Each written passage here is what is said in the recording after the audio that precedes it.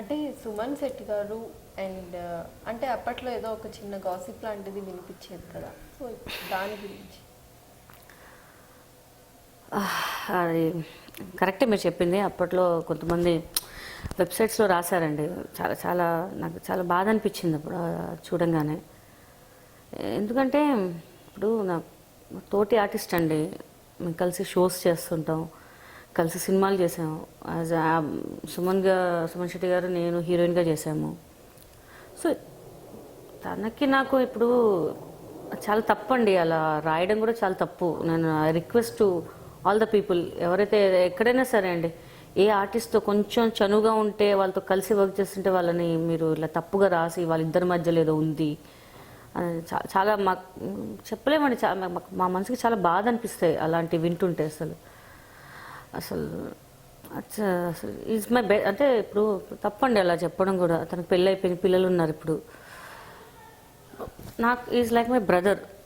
Okay, అలా అని చెప్పేసి అసలు నేను నవ్వాలా ఏడవాలా అర్థం కావట్లే, అలా ఉంది నా పొజిషన్. ఇప్పుడు వాళ్ళ వైఫ్ వాళ్ళు చూసారనుకోండి, ఏమనుకుంటారు ఇప్పుడు వాళ్ళ ఫ్యామిలీలో ఏదో ప్రాబ్లం క్రియేట్ అవుతుంది. సో ముందట్లాగా మేము మాట్లాడుకోలేము, we can't face to each other అనమాట. సో ఇలాంటి గాసిప్స్ మాత్రం దయచేసి రాయకండి. ఏదైనా రాసినా క్లియర్గా ఏదైనా ఉంటేనే క్లారిటీగా ఉంటేనే రాయండి, లేకపోతే రాయదు. ఏదో వాళ్ళిద్దరు కలిసి చేస్తున్నారు కదా కంటిన్యూ, వాళ్ళకి ఏదో అండర్స్టాండింగ్ ఉంది కదా, వాళ్ళ ఇంటికి వీళ్ళు వెళ్తారు, వీళ్ళ ఇంటికి వాళ్ళు వెళ్తారు, ఏదో ఫ్రెండ్షిప్ కాబట్టి వెళ్తామండి, లేకపోతే వాళ్ళ ఇంటికి మేము ఎందుకు వెళ్తామండి. సో చాలా తప్పు, చాలా చాలా బాధాకరమైన విషయం అది అలా చెప్పడం కూడా. మీరు ఎప్పుడో రాసి ఇప్పుడు అడుగుతున్నారు చూడండి, ఎంత బాధ అనిపిస్తుంది అది. అంటే మీరు మమ్మల్ని ఇప్పుడే కలిసారు కాబట్టి అదే దానికి ఒక వేదిక కూడా కావాలి కదా, అది కాదు అని కరెక్ట్. పాపులర్ ద్వారా తెలుగు పాపులర్ ఎస్ ప్లీజ్ అందరికి చెప్తున్నాను, ఈజ్ మై బ్రదర్ అండి, ఈజ్ నైస్ పర్సన్. సో నాకు వాడికి ఏమీ లేదు అసలు. అదే అనుకోదానికన్నా ఉండాలండి, నేను ఎలా ఉంటాను ఎలా అంటాను. కొంచెం ఏమైనా టేస్ట్ అండి, టేస్ట్ లేకపోతే ఎలా చెప్పండి. అసలు నాకు ఇంకోటి గుర్తొచ్చింది గీత గారు, చెప్పండి. మీరు కార్లో వెళ్ళేటప్పుడు వదిలేదు ఆ టాపిక్ వద్దు నేను అడిగేస్తాను.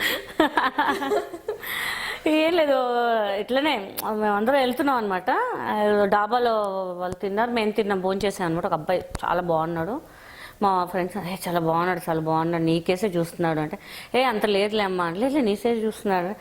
లేదమ్మా అంటే మేము కారెక్కాం, అబ్బాయి బైక్ ఎక్కాడు, మేము వెళ్తున్నాం, వాడు మమ్మల్ని ఫాలో చేస్తున్నాం. మా కజిన్స్ వాడు ఫాలో చేస్తున్నాడు మనకి అంటే, లైట్ మనం వెళ్ళదారి వాడు వెళ్తున్నాడేమో అని.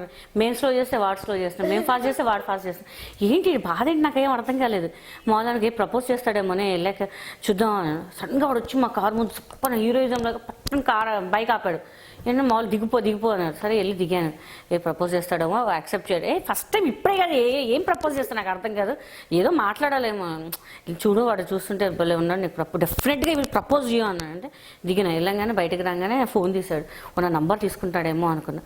తీసి అక్క ఒక సెల్ఫీ అన్నాడు. అబ్బా నా జీవితం నిజంగా చీ అనిపించింది. తీసి అక్క సిస్టర్ 1 సెల్ఫీ ప్లీజ్ అన్నాడు. ఇట్లా చూసాను నేను, అంతే. అబ్బా నాకు ఇంకా అసలు దూకాలా చావాలనిపించలేదు. వెంటనే నీళ్ళు కేసు చూశాను, ఒక్కొక్కరు దిగి పారిపోతున్నారు ఎక్కడ కొడతాను అని చెప్పేసి. అందరు కారు ఖాళీ, ఇంకా ఎక్కడ కొడతాను, ఏది దొరుకుతుంది అంత కొడతానేమో అని చెప్పేసి అందరు పారిపోయారు. తర్వాత అంటే అనుకున్న తర్వాత అందరు వచ్చి బాగా ఎంజాయ్ చేసాము. ప్లీజ్ మీరు కూడా ఎట్లా ఫెల్ట్ అనుకోకండి, ఎవరైనా వచ్చి గొప్పకొని అన్న అన్నాడు, అక్క అన్నారు, తమ్ముడు అన్నాడు అనుకో ఫీల్ అయిపోతాం. జాగ్రత్త, ఎవరు ప్రపోజ్ చేసినా కొంచెం జాగ్రత్తగా చూసి చేయండి ప్లీజ్ అండి. నా అలాగా మీరు కూడా మోసపోవద్దండి ప్లీజ్.